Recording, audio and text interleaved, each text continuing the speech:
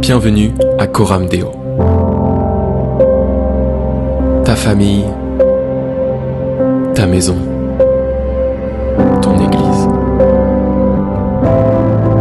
Tout comme Jésus nous l'a appris, nous voulons vivre une vie d'amour, de solidarité, de compassion. Notre but, faire que Christ soit au centre de chaque famille. Et si tout ça commençait dans ta famille? Bienvenue à Coram Deo.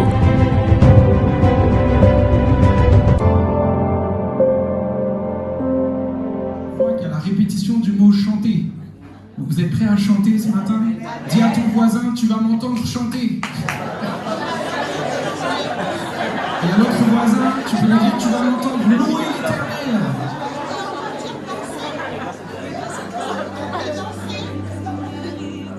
Seigneur, on veut se tourner vers toi ce matin, on veut regarder à toi. Et oui, nous voulons célébrer ton nom, nous voulons te louer. Nous voulons pas seulement chanter, nous voulons célébrer le nom qui est au-dessus de tous les noms, le nom de Jésus. Il s'agit de lui, nous venons lui rendre un culte dans cette matinée. Que tout en nous, on se tourne vers l'Éternel.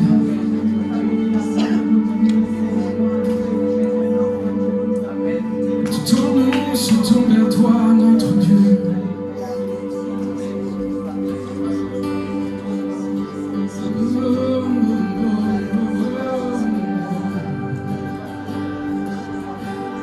De tout mon être,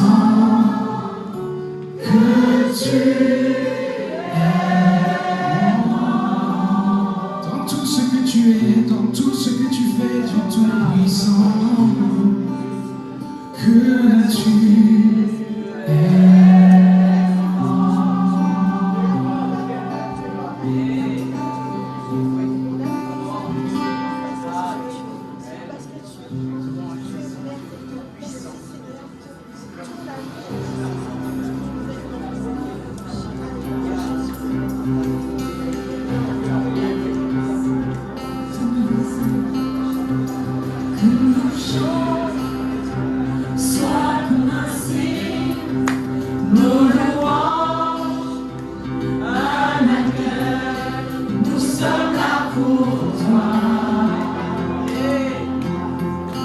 Nous sommes là pour toi. Que ton souffle vienne des cieux, nous remplit de ta vie.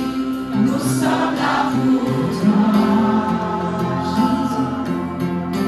Nous sommes là pour toi. Nos cœurs sont ouverts. Nos cœurs sont ouverts au tien. Nous ne te cachons rien, oui, nous avons soif de toi.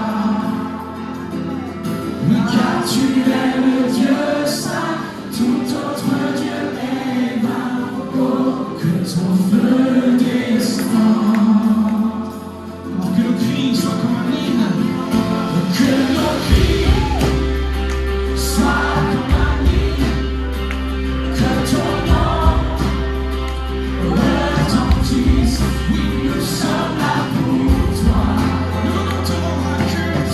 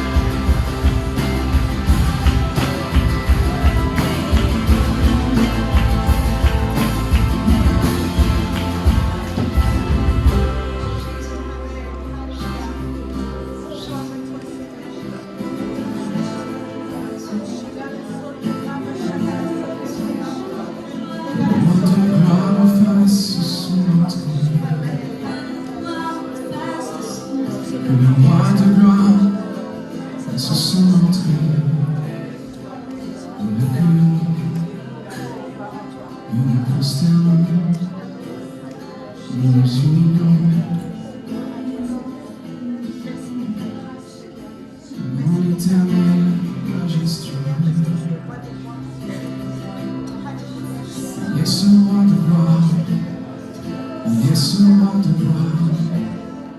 Et il a la rencontre de chacun, de chacune. Il ne regarde pas à nos fautes, à nos péchés. Son sang a coulé. Tu es réconcilié avec Dieu, tu es racheté. Tu peux t'agenouiller, te prosterner devant le roi de gloire. Tu peux encore ce matin venir devant ce roi de gloire.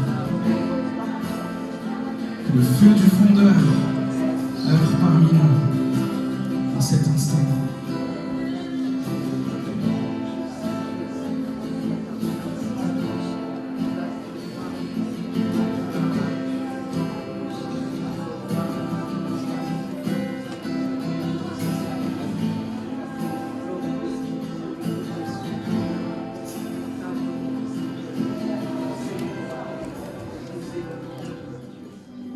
Nous voulons être un peuple embrasé, l'église que ton cœur attend. De briser nos chaînes, détruire notre orgueil, Seigneur, fais-le maintenant. Oui, nous voulons être un peuple embrasé, l'église que ton cœur attend. Viens briser nos chaînes, détruire notre orgueil, Seigneur, fais-le maintenant. Notre Père plein de bonté, nos cœurs à toi s'abandonnent. Pour ce monde que tu as tant aimé, Seigneur, voici nos couronnes. L'Esprit de Dieu, l'Esprit de Dieu,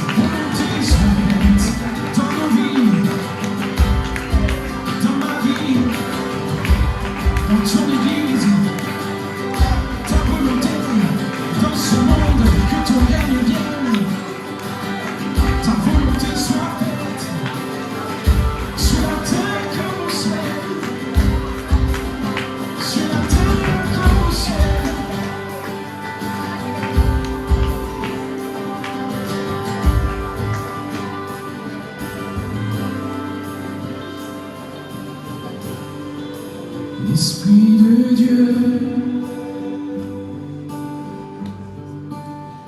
Esprit du Dieu vivant,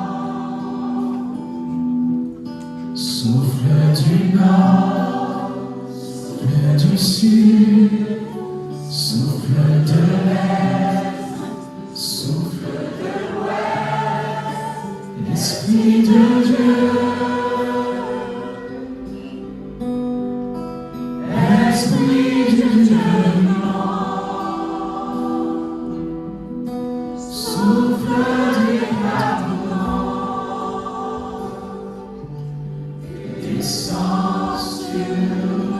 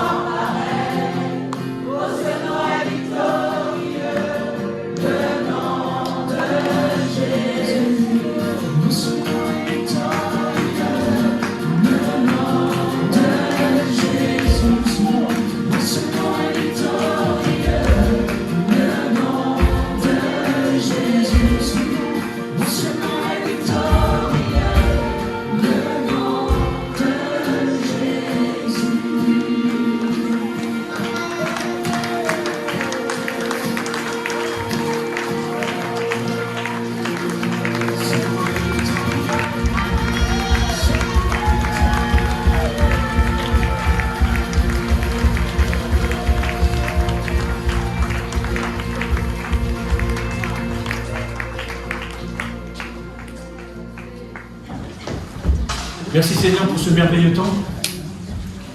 Et merci aussi aux instruments que tu as choisis pour nous emmener dans ce temps si merveilleux. Je me réjouis parce que les paroles de certains chants doivent rester au-delà de ce que nous avons entendu et vécu ce matin. Tu es sans égal, nous l'avons chanté, non? Tu es sans égal, non? Ton nom surpasse tout autre nom. Amen. Vous croyez ça? Et fais de nous, rends-nous les témoins d'un royaume qui se répand. Et si nous restons là, le royaume va pas pouvoir se répandre. Il faut qu'on aille ailleurs. Et pour aller ailleurs, nous devons laisser Dieu nous guider notre vie. Et ce matin, nous allons continuer notre voyage. Dieu nous guide à travers sa parole, à travers le livre des Actes. Et aujourd'hui, nous allons regarder au deuxième voyage de l'apôtre Paul. Deuxième voyage. Il y a déjà eu un premier voyage. Il a fait un tour, il est revenu à sa base de départ, qui est l'église d'Antioche. Et là, Luc nous rapporte ce récit dans le chapitre 16 du deuxième voyage. C'est ce que nous allons voir ce matin. Donc ce voyage est rempli d'aventures, rempli de rebondissements. Et pour l'apôtre Paul, vous savez, je ne sais pas pour vous, mais pour lui, c'était quelqu'un qui ne pouvait pas rester en place longtemps. Il aimait bien bouger. Et l'église d'Antioche n'était pas un emplacement de parking où il était venu rester là, tranquille, être béni dans l'église d'Antioche, qui était une bonne église. Il y avait des ministères, il y avait des dons, il y avait plein de choses qui se passaient. Mais Paul ne s'est jamais installé dans une situation confortable. Tant que pour lui, subsistaient des portes ouvertes qui pouvaient recevoir l'évangile, où l'évangile avait besoin d'être proclamé, d'être entendu. Parce que la foi vient de ce que l'on entend. Et ce que l'on entend vient de la parole de Dieu.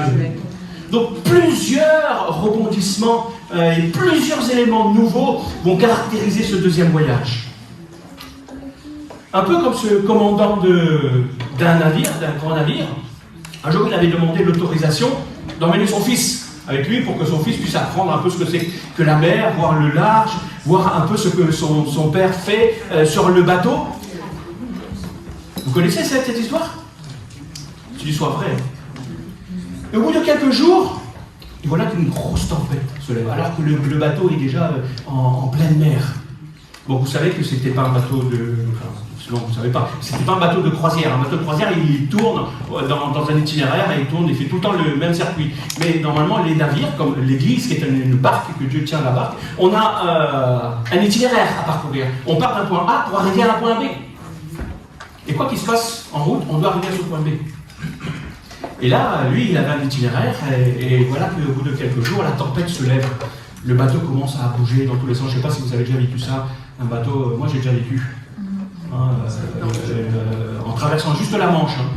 C'était pas top. Et là, lorsque vous essayez de vous lever pour bouger, vous rencontrez des gens qui n'ont pas le pied marin et qui n'ont surtout pas l'estomac marin non plus. Et là, ça peut faire, si vous êtes en face. Mais voilà, ce commandant-là commençait à parler à son équipage, voilà ce qu'on va faire, etc. Et il appelle un de ses matelots, il lui dit, voilà, je te confie mon fils, emmène-le dans la cabine, occupe-toi bien de lui, donne-lui à manger, et fais en sorte qu'il reste calme. Et il dit bien à son fils, mon fils, reste bien calme, là où tu es, reste tranquille, n'aie pas peur, reste confiant. Et puis donc il remonte pour prendre la barre, c'était le commandant, pour essayer ça. Et pendant plusieurs heures et 2 ou 3 jours, me semble-t-il, il a fallu naviguer, contourner les vagues, le vent, changer d'itinéraire, vous savez, ce qui se passe. Et puis, au bout d'un certain temps, donc, la tempête se calme. Il se dit, ouf, enfin, je vais pouvoir aller voir mon fils, comment les choses se sont passées. Donc, il descend dans la cabine et il dit à son fils, alors, comment tu as vécu ça? Donc je me suis dit, c'était tranquille. Ah bon, t'étais tranquille? Ben oui, mais j'étais calme. T'es sûr que t'as pas eu peur et t'as vraiment pas paniqué, etc. Je dis, ben non, je savais qui était là-bas, c'était mon père. Et j'ai surtout entendu dire que tu étais un très bon commandant. Qui tient la barre de ta vie? Qui tient la barre de l'église, Corandéo? C'est Jésus. Cette histoire que l'on va lire, là, sur le deuxième voyage, nous montre que Dieu reste à l'œuvre, quoi qu'il arrive, malgré l'apparition d'obstacles dans ta vie, et même dans le ministère que Dieu t'a confié, mais des obstacles visibles, des obstacles extérieurs, des obstacles intérieurs, même des difficultés personnelles. Malgré tout cela, Jésus reste au contrôle et dirige toutes choses. Il est le maître du temps et des circonstances. C'est lui qui décide quand, où et comment. Amen. Et pour ça, je vous invite à commencer à faire cette lecture. Nous allons faire la lecture de ce chapitre et voir comment Luc nous a rapporté ces éléments et comment est-ce qu'on peut être béni à travers ça. Donc, on reprend le chapitre 15, là où on s'est arrêté la dernière fois. On s'est arrêté au verset 35, on reprend au verset 36.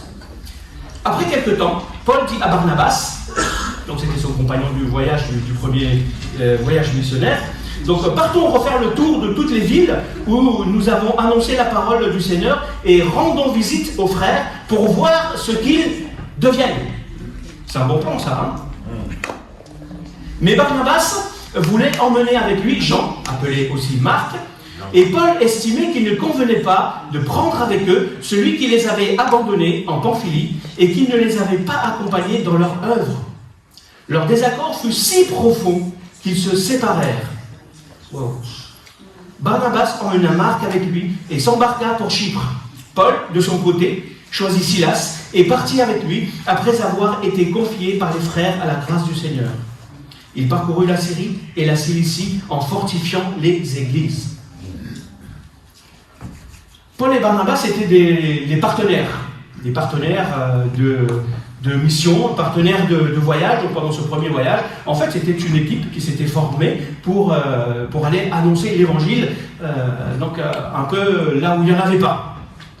Donc, une fois après avoir fait ça, donc Paul dit à Silas, à Barnabas, « Hey, je pense que c'est une bonne idée d'aller revoir nos frères et nos sœurs dans ces différentes églises et de les fortifier, de les encourager dans leur foi. Est-ce que c'est une bonne pratique?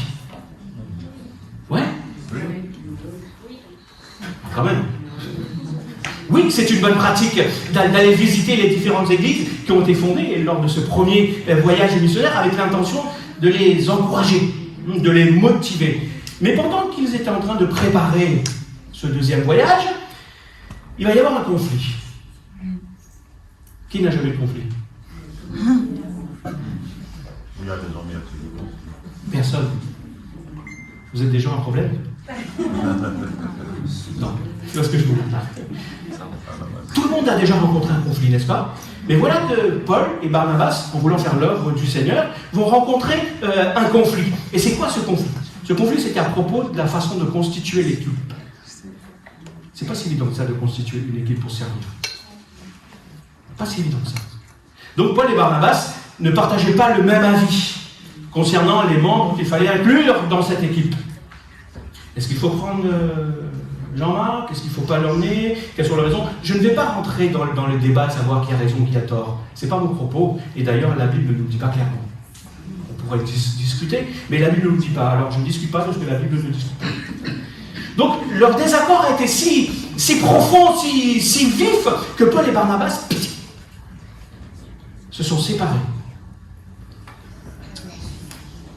Problème, allez-vous me dire.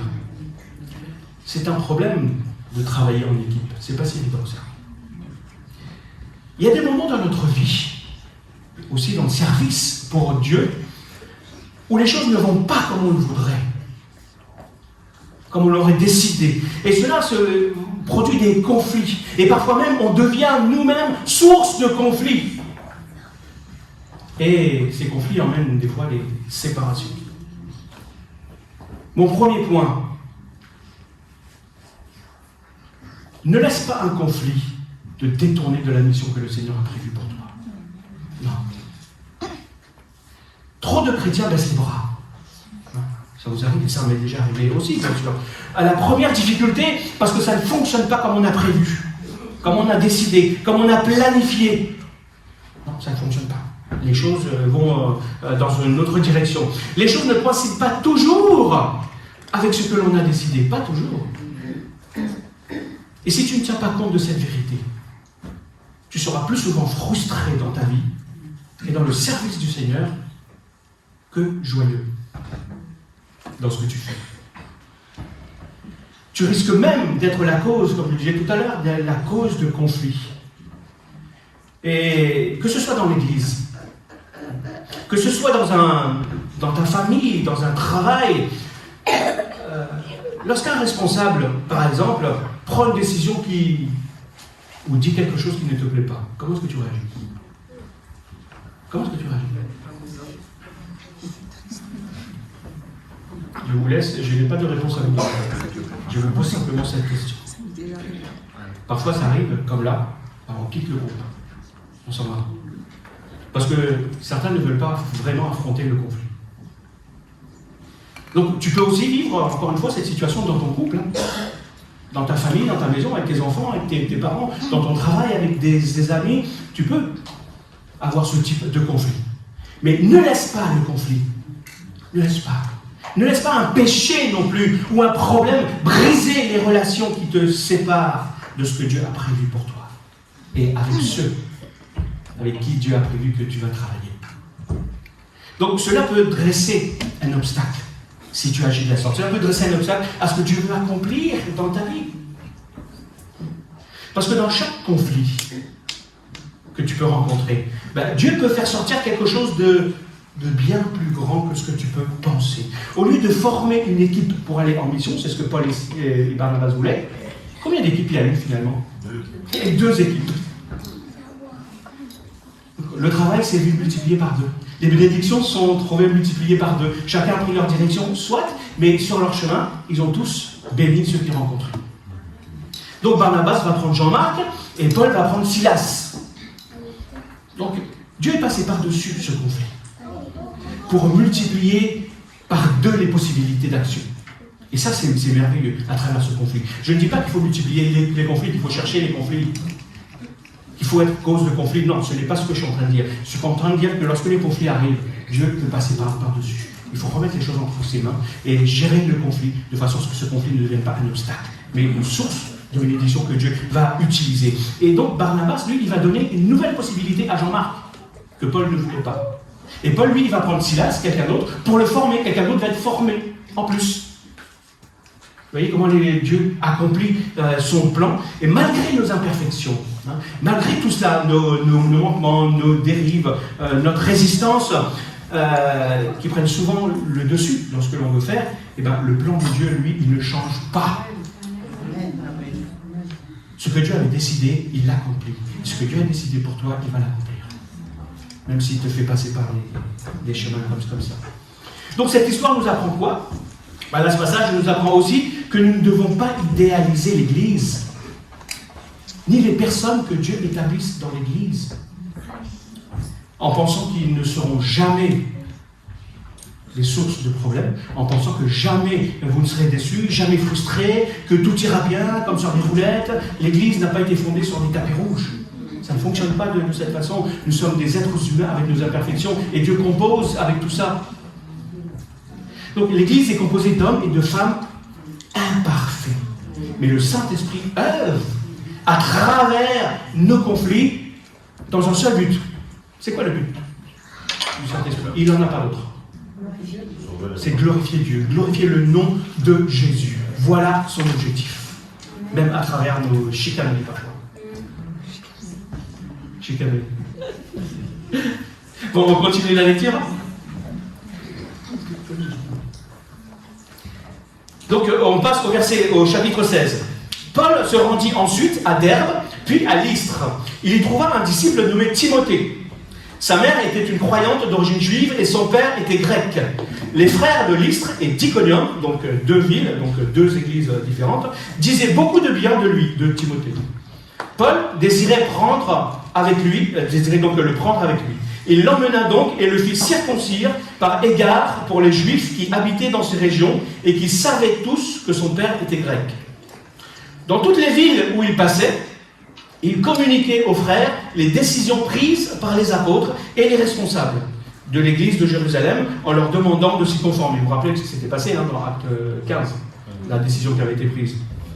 Donc, et les églises s'affermissaient dans la foi et voyaient augmenter chaque jour le nombre de leurs membres. Merci mon épouse.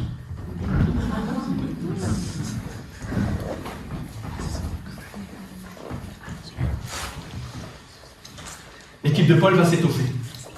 Il va y avoir une nouvelle personne qu'ils vont rencontrer. Comment s'appelle cette nouvelle personne? Vous avez suivi?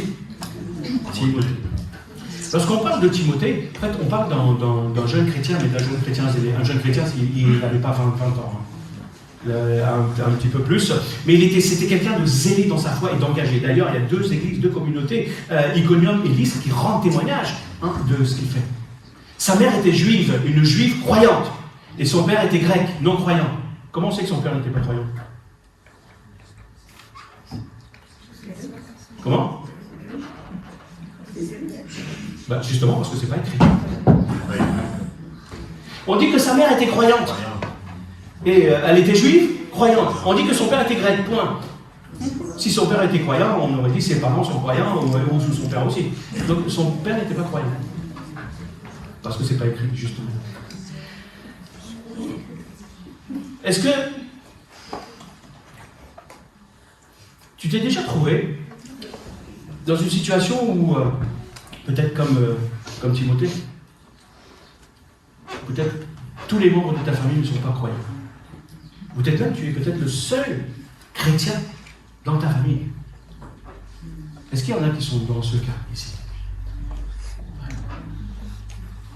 Il y en a. Alors je veux t'encourager ce matin. Je vais t'encourager en te disant que ton témoignage, l'impact de ton témoignage ne dépend pas de ton environnement, mais de toi. Donc mon deuxième point, c'est ça, c'est à cause de ça justement. Ne prends pas ton témoignage à la légère, ne dis pas non, mon témoignage n'aura aucun impact là où je suis, parce que je ne suis pas dans un environnement favorable. Non, c'est ce que tu es, c'est ce que tu vas témoigner, les simples paroles. Timothée était partagé entre une mère croyante et un père qui était non croyant, pourtant il avait un bon témoignage. Donc ne minimise pas ton témoignage. Et ce qui est surprenant ici, je ne sais pas si vous vous rappelez de la semaine dernière aussi, c'est que Paul va prendre Timothée et qu'est-ce qu'il va faire avec lui? il va le circoncire. Bon, je ne vous fais pas un schéma de ce que ça veut dire, ce que c'est. Je vous laisserai aller chercher si vous ne savez pas. Cette mesure semble aller, je dirais, à l'encontre des conclusions et des décisions qui ont été prises avec les apôtres et les responsables à Jérusalem. Non? Ça ne vous paraît pas étrange? Donc la décision... Mais qu'est-ce qui avait motivé la décision des apôtres de dire non, voilà, il ne faut pas se faire circoncire, c'est pas utile? Et qu'est-ce qui a motivé Paul de faire circoncire Timothée là? C'est qu'à Jérusalem, le problème était plutôt un problème de salut. On disait que pour être sauvé, on avait besoin de Jésus-Christ, oui, mais il fallait aussi complémenter tout cela avec la loi de Moïse, et il fallait se faire circoncire. C'était le signe de l'alliance et d'appartenance au peuple de Dieu. Et Timothée, lui, son père était grec et sa mère était juive, donc il n'était pas circoncis. Mais Paul va dire, et il y a un principe spirituel profond derrière, Paul va dire par égard pour les Juifs qui habitaient dans ces régions et qui savaient que son père était grec. Alors qu'est-ce que Paul est en train de dire ici? Pourquoi est-ce que Paul a fait circoncire? Pour son témoignage. Le problème donc n'est pas ici un problème de salut, mais un problème de témoignage. Dans une autre situation, Paul va d'ailleurs avoir un autre compagnon, un autre jeune qui va prendre avec lui, Tite.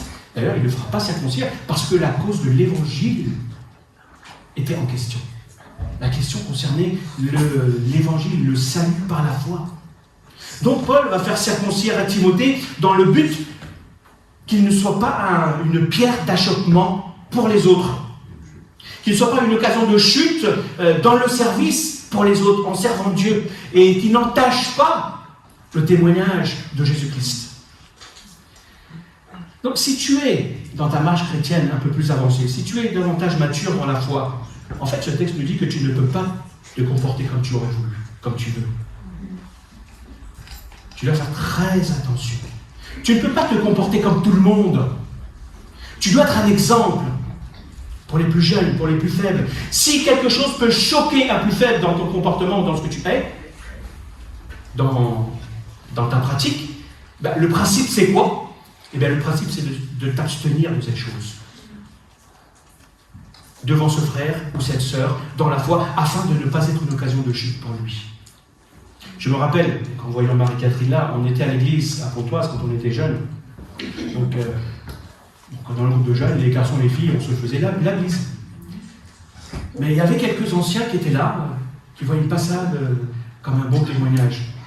Donc notre pasteur nous avait réunis en nous disant, écoutez, ce que vous faites n'est pas mal, mais respectez les anciens, ne le faites plus devant eux.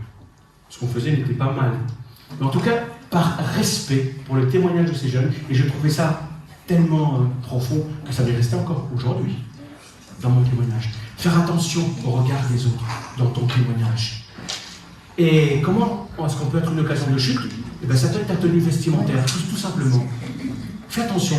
Et je m'adresse aussi aux jeunes et aux moins jeunes. Faites attention à la façon dont vous vous habillez. Ne soyez pas par votre tenue vestimentaire ou par votre apparence extérieure une occasion de chute pour d'autres. Ça ne veut pas dire qu'il faut se balader avec les trucs jusque-là, fermés. Non, c'est pas ce que je suis en train de dire. Mais faites attention à ne pas, en fait, Paul dit de ne pas attirer le regard dans votre façon d'être. Ça peut être ton comportement, ça peut être ton langage aussi. Si quelqu'un a un langage qui est châtié, il va falloir travailler dessus, si tu veux que ton témoignage ne soit pas entaché de le nom de Jésus, ou le fait d'être chrétien, qu'on englobe tout le monde dans le même panier en disant ouais, vous êtes chrétien, de toute façon, voilà. Non. Donc ne prends pas ton témoignage à la légère, parce que tu pourrais véhiculer un mauvais message à travers ça. Et un message que tu ne voudrais surtout pas véhiculer, c'est pas ce que tu cherches. Mais en tout cas, ça peut l'être. Donc ce principe encourage aussi les plus expérimentés dans la foi à ne pas regarder les plus faibles avec mépris en disant voilà, c'est que des jeunes, de toute façon, on ne les arrivera pas. Mais plutôt de les regarder avec amour. Et de les aimer, et plutôt de ne pas être une occasion de chute. Donc le message et le témoignage de Paul et Silas, donc, et de Timothée, qui étaient avec eux, ont produit un impact positif sur les églises. Et ces églises s'affermissaient donc, dans la foi, en voyant même leur nombre, on l'a entendu ce matin, Notre témoignage peut faire en sorte que notre nombre grandisse. Alors préparons-nous aussi sur ce témoignage. Comme on l'a entendu, Dieu va agir, il va faire, lui, ce qu'il a dit de faire. Nous avons notre part pour que sa promesse puisse s'accomplir. Vous voulez continuer l'histoire? Il y a d'autres rebondissements. Donc ton témoignage compte. Verset 6. Ils traversèrent la Galatie phrygienne, parce qu'elle avait plusieurs, la Galatie, plusieurs régions, il y avait bon, je ne rentre pas dans le détail. Donc, parce que le Saint-Esprit les avait empêchés d'annoncer la parole dans la province d'Asie. Parvenus près de la Mysie, ils se proposaient d'aller en Bithynie.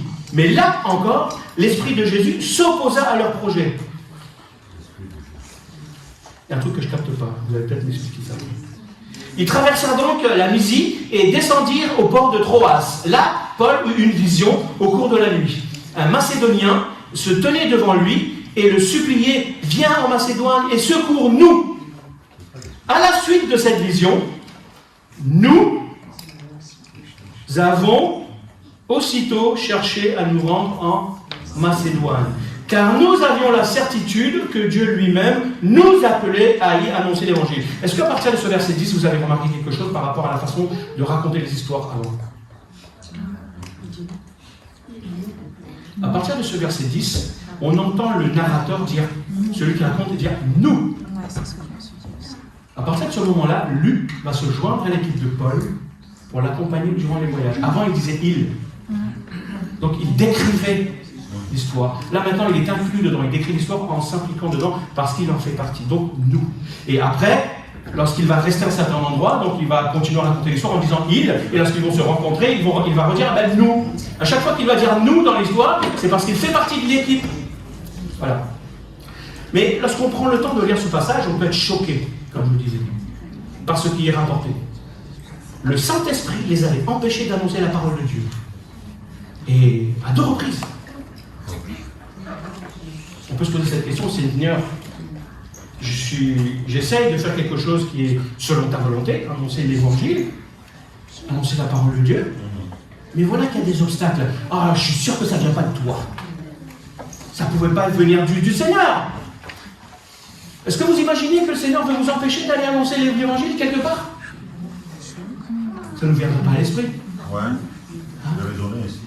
Eh oui, c'est comme ça que l'on raisonne, bien souvent, quand les portes se ferment devant nous. C'est étrange que le Saint-Esprit empêche quelqu'un d'annoncer la bonne nouvelle.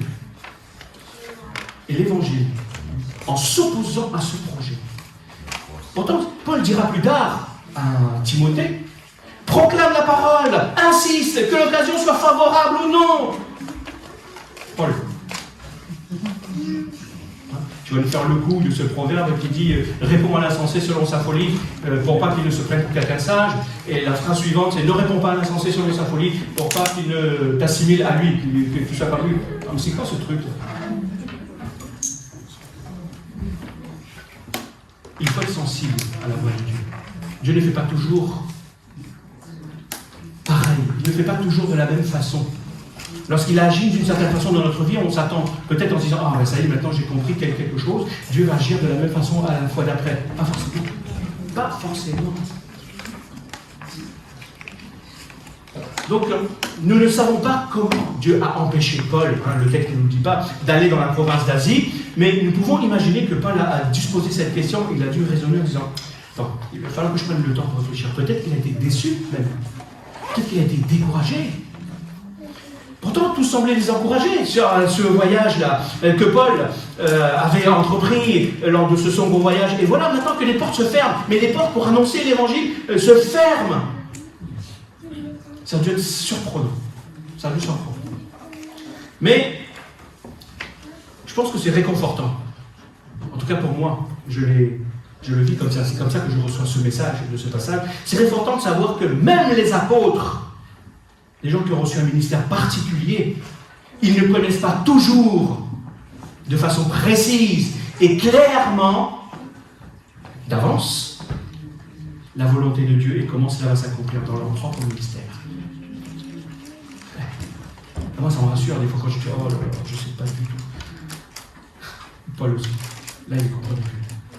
Donc, ton plan n'est pas le plan de Dieu. Mon plan n'est pas le plan de Dieu. Dieu peut déposer son plan dans mon cœur, peut déposer son plan dans ton cœur, mais ton plan ne coïncide pas toujours avec le temps de Dieu. Ton temps n'est pas le temps de Dieu, systématiquement. Et on voit que Dieu avait prévu que l'évangile soit répandu dans d'autres régions que là où vous avez déjà été. Et, pourtant, là où il voulait aller, si vous continuez à lire le livre des Actes, 2 chapitres plus loin, chapitre 18 et chapitre 19, ils vont se retrouver là où ils voulaient aller. Mais ce n'était pas le moment. Ce n'était pas ce que Dieu voulait. Dieu avait un autre plan, il avait quelque chose de bien particulier. Donc dans sa souveraineté, Dieu a guidé Paul à l'ouest, vers l'Europe, au lieu de l'envoyer à l'est, là où Paul voulait aller, vers l'Asie. Donc tout ce qui pèse sur ton cœur, même si c'est fort, etc., ça ne vient pas forcément du Saint-Esprit, tu dois éprouver cela. Ça peut aussi venir de tes propres envies, hein, parce que tu as envie. C'est ce que Paul, là, il avait envie d'aller dans cet endroit. Ça peut provenir de tes désirs personnels, parce que ça te fait plaisir. Non pas que Dieu va systématiquement aller à l'encontre de tes désirs, de tes plaisirs, ce n'est pas cela. Mais tes désirs et tes plaisirs, ça peut peser des fois bien lourd dans ton cœur. Et tu peux finir par croire et dire, ah ben oui, puisque ça pèse lourd dans mon cœur, ça vient de Dieu. Même si c'est, entre guillemets, spirituel. Mais ça peut ne pas être le temps aussi. Dieu a besoin de préparer certaines choses avant, ou te préparer. Jésus, lui, à un moment donné, il est parti dans une contrée de Gadara pour aller rencontrer un gars, pour le délivrer, et puis pour repartir. Voilà ce que Dieu peut faire dans ta vie. Et Paul voulait annoncer donc l'évangile en Asie, et c'était une très bonne chose. Mais Dieu avait un autre plan pour lui. Donc il nous faut continuer à rester attentifs et obéir à la direction de l'Esprit. Ce matin, on a entendu que l'Esprit nous soufflait. L'Esprit souffle. Il nous faut rester sensibles. Et ne pas mettre les voiles contraires là où souffle le vent, parce que sinon, le bateau peut chavirer. Si les voiles sont bien orientées par rapport au vent, le vent nous porte dans la bonne direction. Et si vous croyez que l'Esprit souffle et qu'il nous porte dans la bonne direction, on doit dresser nos voiles correctement par rapport au vent qui souffle. Et ça, c'est la direction du Saint-Esprit. Sinon, qu'est-ce qu'il fait ? Sinon, ça crée des problèmes et des dégâts. Donc, on s'attend à beaucoup plus de difficultés dans ces cas-là. Souvent, on dit que ceux qui naviguent, lorsqu'ils dématent, c'est bien souvent à cause de tout ça. Parce que le vent a soufflé, que les voiles n'étaient pas bien tournées, trop fort, donc voilà. Après, pour relever, bonjour. Donc, le but de Dieu ici, c'était que la Macédoine, en Europe, un endroit où l'évangile n'avait pas encore été annoncé, qu'on puisse annoncer l'évangile. Donc dans une vision, Paul va voir un Macédonien le supplier, viens à notre secours, viens à notre secours. Je te pose cette question, est-ce que tu entends la voix de ceux qui t'appellent au secours autour de toi ? Il y en a. Viens à notre secours, viens à mon secours, je souffre. Viens à mon secours, mon couple se déchire. Viens à mon secours, je n'arrive plus avec mon enfant. Viens à mon secours, ça va mal dans mon boulot. Viens à mon secours, les choses sont troubles dans mon esprit. Viens à mon secours. Tous ces appels au secours correspondent fondamentalement à des besoins spirituels. Et être un témoin de Jésus-Christ, c'est de pouvoir aider ceux qui ont des besoins spirituels. Et Paul va se laisser guider, il va obéir à l'Esprit. Et le troisième principe donc de ce matin, c'est laisse le Saint-Esprit te conduire là où il veut. Laisse-le, ne résiste pas. Tu risques d'avoir des soucis. Et quand il l'a décidé. Je ne sais pas si ça vous est déjà arrivé une situation semblable, mais lorsque ma femme avait passé son permis, et les premières fois où elle prenait le volant, moi j'étais assis à côté, je n'étais pas tranquille. Je stressais. Il y a des moments où j'avais envie de prendre le volant et de dire non, donne-moi le volant. Il y a des moments où j'avais envie d'appuyer sur l'accélérateur, mais faire un peu plus vite. Il y a des moments où j'aurais dû dire. Le problème ne venait pas de ma femme.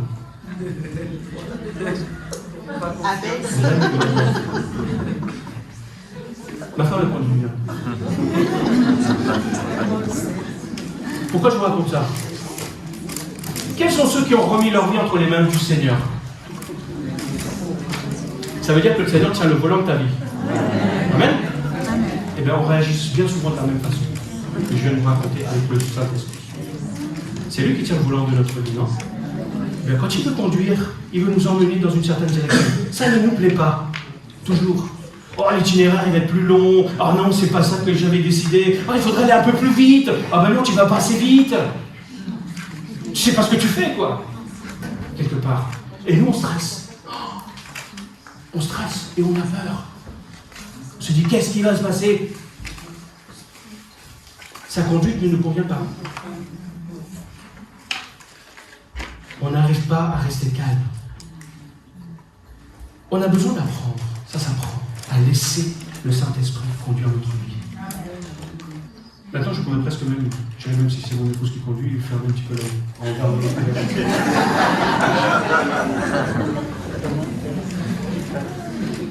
Tu es peut-être découragé parce que des portes se sont fermées devant toi. Peut-être. Et rassure-toi, si tu as remis ta vie entre les mains du Saint-Esprit, il sait parfaitement ce qu'il fait et où il te conduit. Et il saura t'emmener là où il a décidé. Mais si tu résistes, ça peut prendre un peu plus de temps. Une porte fermée peut être un danger qui t'évite. Un itinéraire qui peut peut-être paraître un peu plus long, c'est pour éviter un souci. Il peut peut-être aussi t'aider à perdre ton temps inutilement dans quelque chose. Alors fais-lui confiance. Le Saint-Esprit te conduira toujours au bon endroit et au bon moment si tu lui fais confiance. Donc, pour la première fois, l'Évangile va arriver en Europe, chez nous, puisque Paul a su laisser le Saint-Esprit conduire. Continue la lecture. Nous nous sommes embarqués à Troas et nous avons mis directement le cap sur l'île de Samothrace. Le lendemain, nous avons atteint Néapolis. De là, nous sommes allés jusqu'à la colonie romaine de Philippe, ville du premier district de Macédoine. Nous, vous voyez, donc il y a toujours nous, hein. Nous avons passé plusieurs jours dans cette ville. Le jour du sabbat, nous nous sommes rendus hors de l'enceinte de la cité, au bord d'une rivière, où nous supposions que les Juifs se réunissaient d'habitude pour la prière. Quelques femmes étaient rassemblées là. Nous nous sommes assis avec elles et nous leur avons parlé. Il y avait parmi elles une marchande d'étoffes de pourpre, nommée Lydie, originaire de la ville de Thyatire, et une non-juive qui adorait Dieu. Elle écoutait. Et le Seigneur ouvrit son cœur. Ah, faut changer, pardon. Ça va, vous suivez. Donc elle écoutait et le Seigneur ouvrit son cœur de sorte qu'elle fut attentive à ce que disait Paul. Elle fut baptisée avec sa famille et ceux qui en dépendaient, ceux qui dépendaient d'elle. Puis elle nous invita en disant, puisque vous avez jugé que j'ai foi au Seigneur, c'est les apôtres qui ont jugé qu'elle avait foi au Seigneur. Venez donc loger chez moi. Et avec insistance, elle nous pressa d'accepter. Alors que nous dit ce passage? Ça ne suffit pas de savoir où Dieu veut que nous travaillions, ni quand, mais le comment il veut procéder est aussi important. Comment est-ce qu'il veut le faire? Pas n'importe comment. La population juive de Philippe devait être très réduite. Comment on sait?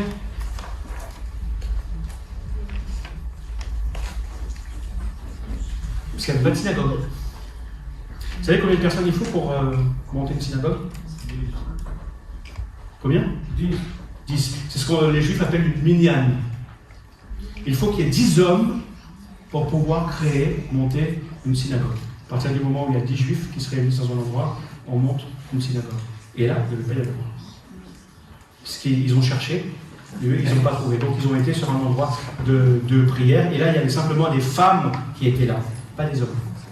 Il y avait des femmes qui se réunissaient là, au bord de l'eau, peut-être pour faire leur lavage. Après, donc elles étaient priées, elles sont mises à prier. Donc, mais voilà. Mais c'est impressionnant parce que dans la vision de Paul, Paul voit qui?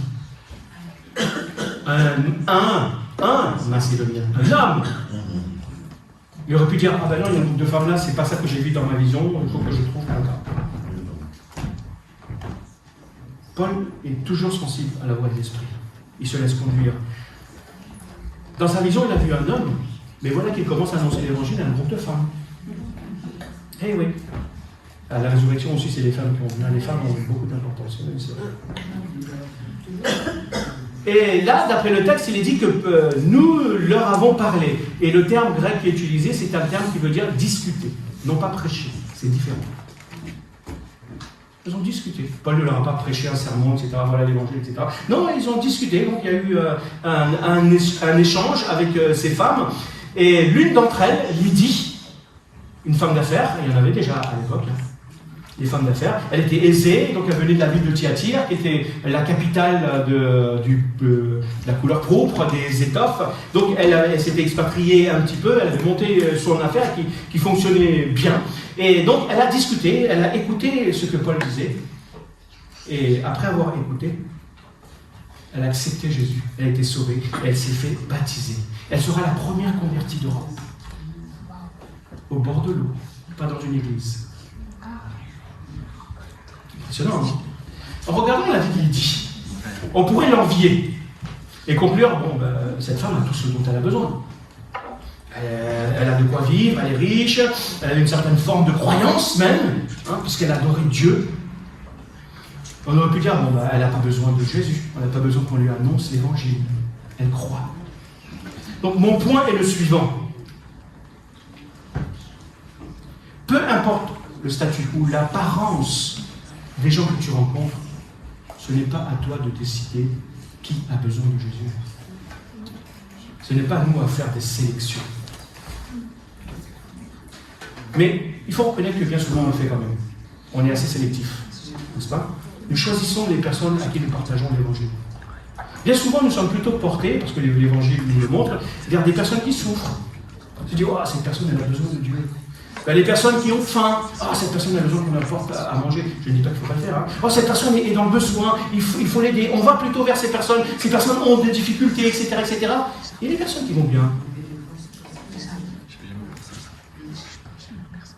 On est beaucoup plus sélectif, non? N'est-ce pas? Est-ce que ces catégories de personnes-là n'ont pas besoin de Jésus? Des personnes pour qui tout va bien dans leur vie? Dieu a regardé au-delà de cette apparence. Et il a vu le besoin intérieur de Lydie. Ce que l'œil humain ne peut pas percevoir. Et après avoir, donc Dieu, après avoir ouvert les portes pour l'annonce de l'évangile en Europe, Dieu va continuer son action. Il va ouvrir le cœur de Lydie pour recevoir l'évangile. Donc vous m'avez dit tout à l'heure que Lydie a d'abord écouté, parce que la foi vient de ce que l'on entend, et ce que l'on entend vient de la parole que Paul, Silas et ses compagnons leur ont annoncée. Tu veux entendre la parole de Dieu? Tu veux grandir dans ta foi? Tu veux entendre Dieu te parler ce matin? Alors écoute, tout simplement, ouvre tes oreilles, sois attentif. Dieu, le Saint-Esprit fera le reste. Peut-être que tu as... Je suis persuadé que des gens dans cet auditoire, ou des gens que vous connaissez, ont tout ce dont ils ont besoin et que rien ne manque extérieurement. Tu es peut-être même croyant. Et ça ne suffit pas. Si tu n'as pas accepté Jésus dans ta vie, ce merveilleux nom dont on chante. Donc, et pour authentifier ce changement qui s'est produit à l'intérieur, ce changement radical, qu'est-ce que Lydie va faire? Elle va passer à la pratique. Elle va faire deux choses. Qu'est-ce qu'elle va faire?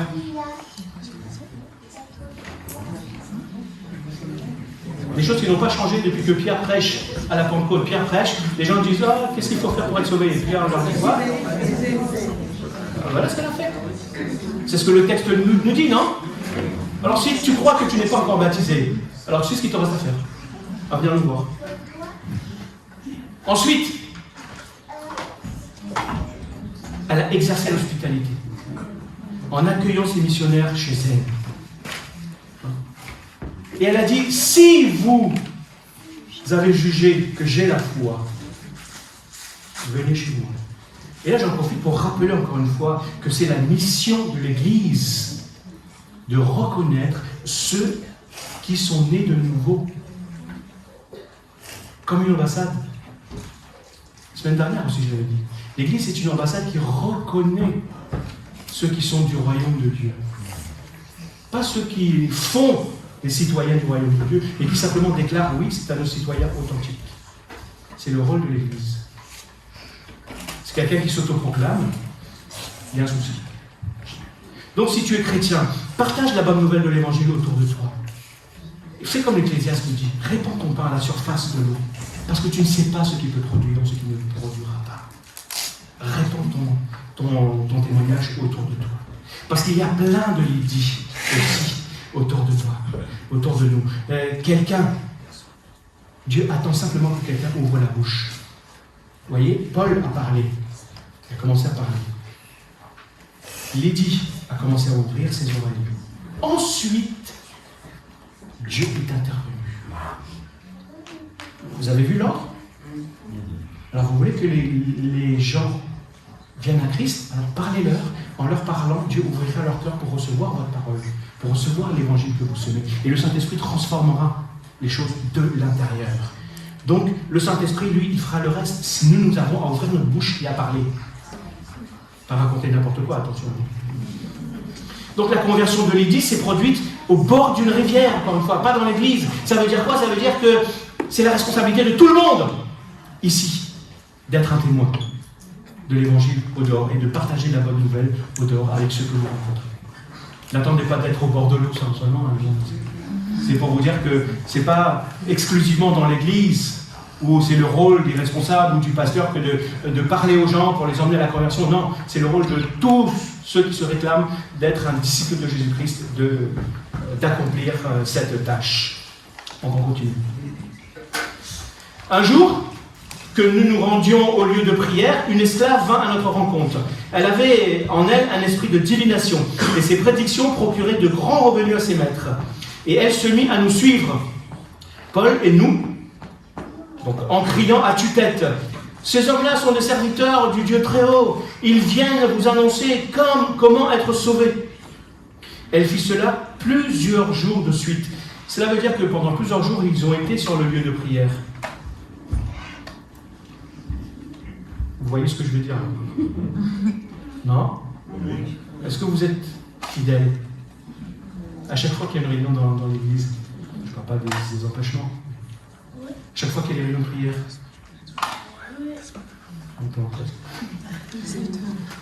Donc, et cette femme-là a fait ça pendant plusieurs jours. À chaque fois qu'elle voyait Paul et tous ses copains passer, elle a dit: ouais, regardez ces gars-là, ils viennent du Dieu très haut, ils vous annoncent. En fait, littéralement, ils vous annoncent une voie du salut. À la fin, Paul commence à en avoir marre. Excédé, il se retourna et dit à l'esprit: il ne part pas à la femme. Il ne s'en prend pas à cette pauvre femme. Il s'en prend à l'esprit. Je t'ordonne au nom de Jésus-Christ, amen, de sortir de cette femme. Et à l'instant même, il la quitta. Amen. À partir de ce passage-là, commence à avoir un miracle extraordinaire. Donc la femme dont il est parlé ici, là, cette femme, elle est captive de deux façons. Elle est d'abord esclave des maîtres qui veulent l'exploiter, de ces gens qui veulent tirer profit de cet esprit de divination qu'elle a pour prédire des choses aux gens, un peu, aujourd'hui, comme on dirait un médium, un marabout, quelqu'un qui vient à travers une boule, etc., ce que vous voulez. Mais cette femme était aussi possédée de cet esprit. Elle est esclave de cet esprit. Donc, cette femme était traitée comme un produit rentable, bien sûr, pas n'importe quel produit. Ses maîtres ne se souciaient pas d'elle, ils s'en fichaient d'elle, peu importe, à partir du moment où elle nous rapportait quelque chose. Mais, lorsque Paul a vu cette femme, qui annonçait, ben voilà, ces gens, ils vous annoncent comment être sauvés. Encore une fois, littéralement, il vous annonce une voie pour être sauvé. Là, on peut se dire, mais pourquoi, Paul, tu as attendu un certain temps pour... Attendez, d'être sûr. Ne voyez pas le diable ou le démon ou ça n'importe où. Attendez d'être sûr avant d'agir. Et des fois, il faut agir tout de suite. Et des fois, il faut prendre son temps. Paul aurait très bien pu le faire dès la première fois, le premier jour. Et là, il a attendu. Et qu'est-ce que cette femme disait? Et bien, ces hommes-là vous annoncent une voie du salut. Pourquoi Paul en a eu marre? Parce que ce que cette femme disait sous-entendait que ce qu'ils annonçaient était une voie parmi tant d'autres. Ça voulait dire que Jésus, oui, ok, d'accord, mais tu peux très bien aller vers ce que tu veux. Qui tu veux. Le diable, il n'annoncera jamais que Jésus est l'unique chemin pour être sauvé. Il dirait, tu peux aller vers Jésus, ou tu pourras aller vers un autre, tout, c'est kiff, bourricot, comme tu veux. Aujourd'hui, il y a plein de voies de salut, plein de voies pour être heureux qui nous sont présentées. Il y a la religion, il y a la réussite sociale, la réussite financière, il y a l'épanouissement personnel. Donc, quel est le chemin que tu empruntes pour être heureux, pour être sauvé? Paul là se rend compte de cette fausse vérité. Et après plusieurs jours, donc, qu'il n'en peut plus, il va chasser le démon de cette femme pour libérer. Et ça, il va dire au nom de Jésus. Donc mon point, c'est le suivant. Rien n'égale, et on l'a chanté, rien n'égale le nom de Jésus. Rien. Au nom de Jésus, et immédiatement, l'esprit, pouf, il ne discute pas. Jésus n'a jamais discuté avec un démon. Il a toujours ordonné de faire quelque chose. Et les démons, lorsqu'ils parlent, ils disent simplement, Seigneur, s'il te plaît, ne nous envoie pas dans tel endroit. C'est les seules fois où ils parlent. Tu es venu pour nous perdre, en fait, pour dire une vérité. Là. Rien n'égale le nom de Jésus. Rien n'égale cette puissance qui se trouve dans le nom de Jésus. Est-ce qu'on vit de cette puissance? Quel que soit le chemin que tu empruntes, que tu as emprunté, je t'invite à tourner tes regards vers Jésus et de l'accepter comme ton sauveur, parce qu'il n'y a aucun autre moyen que Dieu accepte pour te sauver. Aucun autre. C'est seulement par le nom de Jésus. Verset 19. Lorsque les maîtres de l'esclave s'aperçurent que leur espoir de gain s'était évanoui, ils se saisirent de Paul et de Silas et les traînèrent sur la grande place de la ville devant les autorités. Ils les présentèrent aux magistrats romains et portèrent plainte contre eux en ces termes. Ces gens-là sont des juifs et qui jettent le trouble dans notre ville. Ils cherchent à introduire ici des coutumes que nous, qui sommes romains, n'avons ni le droit d'accepter ni de pratiquer. La foule se souleva contre eux. Alors les magistrats leur firent arracher les vêtements et ordonnèrent qu'on les batte de coups de bâton. On les roua de coups et on les jeta en prison. Le gardien reçut l'ordre de les surveiller de près. Pour se conformer à la consigne, il les enferma dans le cachot le plus reculé, c'est-à-dire dans la cellule la plus au fond, là où il y a le moins de lumière, et leur attacha les pieds avec des blocs de bois. Rien n'égale la puissance qui se trouve dans le nom de Jésus, n'est-ce pas? Mais son nom, cette puissance, ne nous exempte pas de souffrance. C'est pas parce qu'on invoque la puissance du nom de Jésus qu'on ne souffrira pas, ni d'être persécuté. Aujourd'hui encore, si tu prêches la vérité de l'évangile en dénonçant certains péchés, je suis sûr que tu peux te retrouver avec une grosse amende ou aller en prison. Peut-être pour diffamation de quelque chose. Nous sommes dans une culture, et ça ce n'est pas nouveau, d'ailleurs c'était la culture aussi à cette époque-là, qui ne supporte pas la saine doctrine, ce qui vient de Dieu. Ces gens-là disaient, nous sommes des citoyens romains, nous ne pouvons pas accepter cette vérité, parce que ça ne cadre pas avec nos lois, nos pratiques, nos coutumes. Aujourd'hui, qu'est-ce que les gens disent?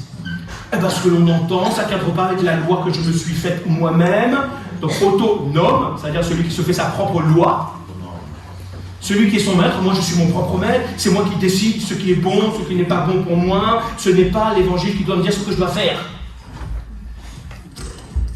Voilà ce que les gens diraient aujourd'hui, voilà ce que les Romains disaient à l'époque. Le message de l'évangile n'a jamais été populaire. Et il ne l'est toujours pas aujourd'hui. Donc, vers le milieu de la nuit, Paul et Silas priaient et chantaient, ils étaient en prison. Ils chantaient les louanges de Dieu. Et les autres prisonniers les écoutaient. Waouh, quel bon moyen de témoignage. Ils ne pouvaient pas se sauver là. Ils ne pouvaient pas dire, oh non, là tu nous fatigues Paul, on va se sauver. Les gardes là entendaient, les prisonniers entendaient, tout le monde entendait. Bon, je ne vais quand même pas faire à vous attacher là pour que vous écoutiez tout ce qu'on vous raconte, non? Non. Vous êtes venus de votre propre plein gré, non pas à l'insu de votre plein gré. Donc, imaginez, ces gars ont été tabassés à coups de bâton. C'était pas des petits coups de bâton. Ça va, je te fais pas mal? C'est bon là, c'est bon, non, j'arrête. Je veux dire qu'ils y allaient, les gars, c'était des soldats qui les tabassaient. On imagine bien que leur corps devait être rempli de bâtons, après avoir été roués de bois. Au lieu de se plaindre, au lieu de demander, Seigneur Dieu, fais-nous justice, vas-y, occupe-toi de ces bourreaux-là qui nous ont tabassés. C'est pas juste ce qui est en train de nous arriver. Seigneur, délivre-nous de cette prison. Délivre-nous de nos ennemis. Tu es le grand Dieu, le Tout-Puissant. La puissance se trouve dans le nom de Jésus. Alléluia! C'est pas du tout leur prière. Qu'est-ce qu'ils se sont mis à faire? Ils se sont mis à louer le Seigneur. Si vous avez été là hier, vous avez appris ce que c'était que la louange. Être reconnaissant, rendre hommage, servir Dieu à travers notre corps, à travers tout notre être. C'est-à-dire tout faire pour honorer le nom de Dieu, qu'il soit élevé. La prière, la louange, ce sont des armes puissantes. Alors certains dans toutes les situations. Et qu'est-ce qui a donc permis à Paul et à Silas de pouvoir vivre ces moments de cette façon? Eh bien, c'est la paix que Dieu a déposée dans leur cœur qui surpasse toute compréhension humaine. Ils étaient convaincus que Dieu était avec eux dans cette prison, que Dieu tenait la barque de leur navire. Quelle que soit la situation que tu traverses, épreuve, persécution, difficulté, je veux t'encourager ce matin en te disant que Dieu est avec toi et tu peux lui faire confiance. Même si tu es dans une prison, que tu n'y vois plus rien, que tu es attaché de fer, que tu as des hématomes partout, Dieu est avec toi. Et tout à coup, qu'est-ce qui s'est passé? La louange. D'ailleurs, vous savez quand le peuple d'Israël voulait aller combattre, qu'est-ce qu'il faisait? Ils envoyaient qui d'abord? Pierre-Nicolas et son équipe. Ceux de la louange. Ou Adam, Marie et tout ça, tous les louangeurs pour proclamer le nom de Dieu. Donc tout à coup, un vent tremblant, un violent tremblement de terre secoua la prison jusque dans ses fondations. Toutes les portes s'ouvrirent à l'instant même et les chaînes de tous les prisonniers se détachèrent. Le gardien se réveilla en sursaut et vit les portes de la prison grandes ouvertes. Alors il tira son épée et allait se tuer. Et il allait se tuer, car il croyait que ses prisonniers s'étaient enfuis. Mais Paul lui cria de toutes ses forces, « Arrête, ne te fais pas de mal, nous sommes tous là !» Le gardien demanda des torches. Il disait qu'il faisait nuit, donc il demanda des torches pour voir, peut-être pour vérifier ce que Paul lui disait. Et il se précipita dans le cachot, et tremblant de peur, vous imaginez, il y avait tous les gars là qui l'avaient enfermé, ils étaient là. Lui, il vient avec sa torche. Tremblant donc de peur, et puis tremblant aussi de peur parce que, après ce qui s'était passé, ce tremblement de terre, pour les Romains, pour toutes ces choses, ces polythéistes, ils interprétaient les choses comme étant la colère de Dieu qui s'était abattue. Donc ils avaient doublement peur. Et donc tremblant de peur, il se jeta aux pieds de Paul et de Silas. Puis, quand on doit tourner, vous me dites, puis il les fit sortir et leur demanda, « Messieurs, que dois-je faire pour être sauvé ?» Comment est-ce qu'il a compris qu'il fallait poser cette question-là à ce moment-là? Personne ne l'avait prêché. Comme je vous le disais, il entendait les louanges. La foi vient de ce que l'on entend. Ce que l'on entend vient de la parole. À travers la louange, certainement ce gars avait dû comprendre certaines choses. Il avait dû entendre Paul et Silas prier. Que dois-je faire pour être sauvé? Ben, crois au Seigneur Jésus, lui répondit-il, et tu seras sauvé. Il en est de même pour toi et pour les tiens. Il faut que je tombe. Non, c'est bon, ça va aller juste jusqu'au bout. Et ils lui annoncèrent la parole de Dieu, à lui et à tous ceux qui vivaient dans sa maison. Alors même, en pleine nuit, le gardien les prit avec lui et lava leurs blessures. Vous voyez, il devait avoir des hématomes. Il fut baptisé aussitôt après, lui et tous les siens. Puis il fit monter Paul et Silas dans sa maison, leur offrit un repas et se réjouit avec toute sa famille d'avoir cru en Dieu. Qui aime avoir des problèmes? Qui aime les difficultés? On veut tous éviter les problèmes, éviter les difficultés. Mais je peux te dire que parfois c'est nécessaire. C'est nécessaire pour ta propre croissance, pour ta transformation. C'est nécessaire. Parmi les témoignages qui nous parviennent de nos frères et de nos sœurs des églises persécutées, on entend souvent dire que beaucoup des gardiens de leur prison se sont convertis, ont donné leur vie à Dieu. Pourquoi? Pourquoi? Parce qu'ils ont vu une chose humainement impossible. Que ces prisonniers-là qui étaient battus aimaient leur bourreau. Manifester de l'amour pour ceux qui te tapent. C'est pas humain, ça. Il faut que Dieu intervienne. Et lorsque Dieu est intervenu de façon surnaturelle, là, en ébranlant les fondations de la prison et en ouvrant les portes, et en délivrant tout le monde de leur chaîne, eh ben, le geôlier, il a eu peur. Il a préféré se tuer. Pourquoi? Parce que selon la loi romaine, quand un gardien de prison perdait un de ses prisonniers, ben, il se voyait infliger la peine de ce même condamné. C'est-à-dire qu'il subissait la peine de se condamner à sa place. Et donc, pour ne pas subir cette honte et cet affront, il voulait se suicider. Mais Paul a non seulement sauvé la vie de ce gars, ce geôlier, mais il lui a aussi permis de découvrir la vie éternelle en Jésus-Christ. Non seulement à lui, mais à toute sa famille. Encore une fois, là on le voit, quelqu'un qui accepte Jésus comme son sauveur, il va l'officialiser comment? En se faisant baptiser, le texte nous le dit. Et le geôlier va aussi manifester l'hospitalité, il va inviter Paul et Silas chez lui pour se réjouir et faire la fête. Vous imaginez un chef de prison avec ses prisonniers dans la même maison? Ça signifie qu'ils font partie de la même famille. Maintenant, la famille de Dieu. Et je termine. Peut-être les frères et sœurs qui ont été décédés pour la scène peuvent aller se préparer. Le dernier verset, verset 40, nous dit: alors sortis de prison, une fois qu'ils sont sortis de prison, Paul et Silas se rendirent chez Lydie. Vous voyez, Lydie. Et ils retrouvèrent tous les frères. Au début, il n'y avait que des femmes. Maintenant, on voit qu'il y a des frères. Hey, elles ont gagné du monde entre-temps. Et ils les encouragèrent, puis ils reprirent la route. Je termine simplement avec cette parole d'espérance. La mission continue. Au départ, ils ont été détournés, et maintenant la mission va continuer. Rien n'arrête le plan de Dieu. Paul et Silas sont libres. Ils ont commencé au début à encourager les églises, mais le Seigneur s'est servi d'eux pour faire plein de conversions individuelles sur le chemin.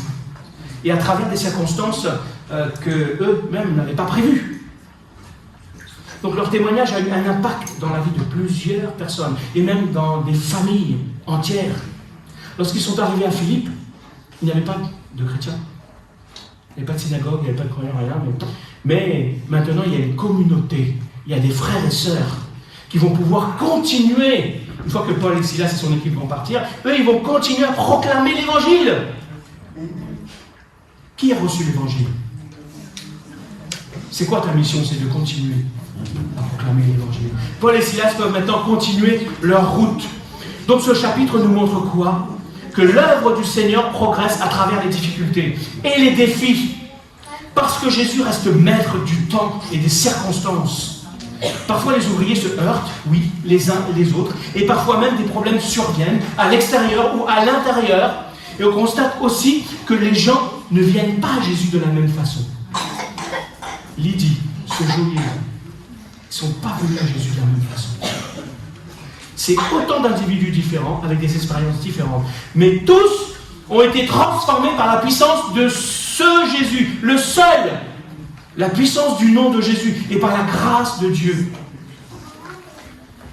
Vous savez, il y en a d'autres comme des Lydie, comme ce geôlier qui attendent autour de nous, dans notre vie. Alors à nous, simplement, de leur parler du salut de l'Évangile. Est-ce que vous voulez que cette histoire continue à travers vous? Qui désire que cette histoire continue à travers sa vie? Peut-être que ta vie traverse des moments difficiles, que tu connais des difficultés, qu'il y a peut-être des conflits. Mais dis-toi que comme cela, si tu as remis ta barque dans les mains du Seigneur, c'est lui qui tient la barre. Et tu peux rester tranquille. Il te conduit. Ce n'est peut-être pas l'itinéraire que tu avais prévu, mais il saura te conduire afin que l'histoire puisse continuer à travers ta vie. N'essaie pas de copier non plus ce que quelqu'un d'autre a fait pour t'en sortir dans ton problème. Avec chaque personne, Dieu agit de façon différente. Et pour toi, Dieu a un plan unique. Peut-être à l'intérieur d'une équipe, mais Dieu a son plan pour ta vie. Alors je veux t'encourager à être un témoin audacieux pour Jésus et continuer la mission que le Seigneur t'a confiée, parce que Jésus tient toutes choses entre ses mains. Alors, rends-nous les témoins. J'ai aimé ce chant tout à l'heure qui disait: rends-nous les témoins d'un royaume qui se répand. Dieu fera son œuvre.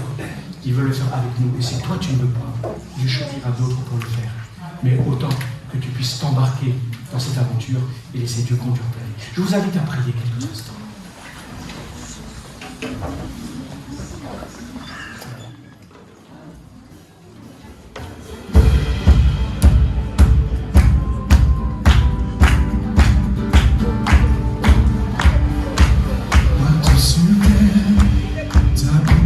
Nous éclaire quand tu es là.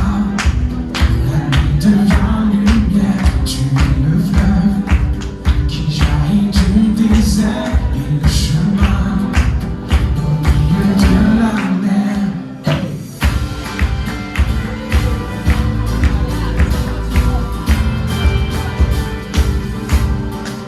Partout sur terre, ta beauté nous éclaire quand tu es là. La nuit devient lumière, tu es le fleuve qui jaillit du désert et le chemin au milieu de la mer. Dieu, tu es la lumière, tu ne finis jamais, tu es l'espoir, tu vis en moi. Dans l'obscurité, tu ne faillis jamais, tu es l'espoir, tu viens éclairer ma voie.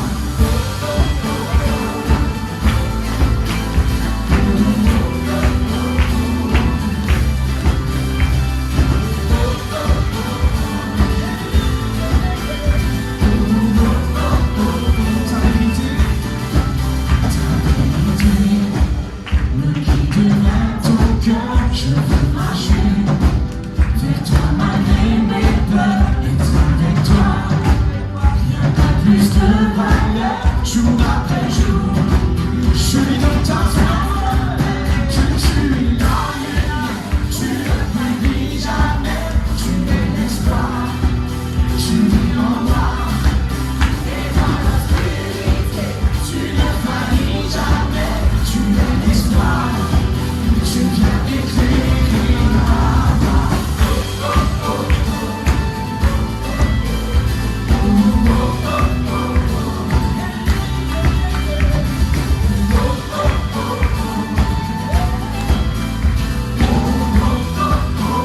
Tu as scellé dans le ciel. Tu as scellé dans le ciel. Ta victoire éternelle. Oui, tu l'as gravé dans mon cœur. Ton amour pour toujours. Tu l'as scellé dans le ciel. Ta victoire éternelle. Oui, tu l'as gravé dans mon cœur. Ton amour, ta sang.